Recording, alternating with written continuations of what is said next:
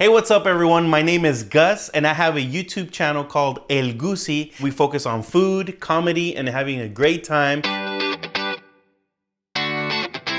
what's up family? Yo soy Guzii y hoy vamos a preparar una hamburguesa mexicana. Y hoy vamos a preparar un cheesecake sin horno, unos tacos de camarón empanizados de chicharrón.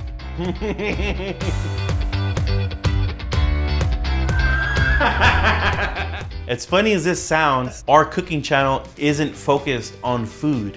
I'm not a chef, but I love food. I love to eat and I love to experiment. Mezquere.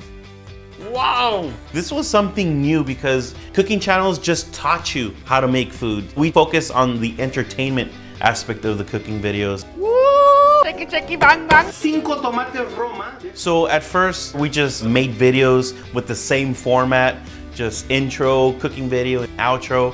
But then I noticed people were dropping off. They started getting bored and I kind of panicked. I was like, oh man, I started this business, but now people are leaving. So I said, well, I'm gonna try something new. I'm not gonna give up. We have to reinvent ourselves. Hey, what's up family? Welcome back y bienvenidos a otro episodio de Cocina Lab. So my wife and I created this new series called Cocina Lab, where we go into restaurants and grab our favorite foods and recreate them at home. And our first video was a world famous burger, and that video just blew up. People started getting so excited and telling us, hey, you should do this recipe, or you should do this fast food joint. And so all these new ideas started just pouring into the channel, and the channel just started growing again.